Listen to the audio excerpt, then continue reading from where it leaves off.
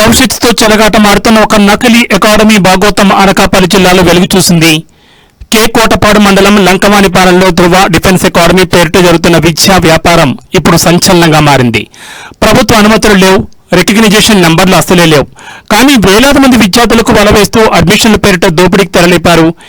ఎటువంటి ప్రభుత్వ గుర్తింపు లేకుండానే ఇంటర్మీడియట్ మరియు డిగ్రీ కోర్సుల్లో అడ్మిషన్ నిర్వహిస్తున్న ధృవ డిఫెన్స్ అకాడమీ 10 పబ్లిక్ పరీక్షలు రాసిన విద్యార్థుల డేటాను సేకరించి కాల్ సెంటర్ ద్వారా వరుస ఫోన్ కాల్స్ చేస్తూ మభ్యపెడుతున్న వైనం కనిపిస్తోంది. ఇంటర్లో ఎంపీసీ, బైపీసీ కోర్సులతో పాటు డిగ్రీలో రెగ్యులర్ మరియు డిస్టెన్స్ కోర్సులు అందిస్తామంటూ వేలాది పాంప్లెట్లు పంపిణీ చేశారు. అడ్మిషన్లు జరిపించే పీఆర్ఓలకు భారీగా కమిషన్లు మరియు నజరానాలు ఆశ చెప్తున్న యాజమాన్యం మాకు ఎటువంటి ప్రభుత్వ అనుమతులు అవసరం లేదు అంటూ అధికారులని సవాలు చేస్తున్నారు అకాడమీ నిర్వాహకులు.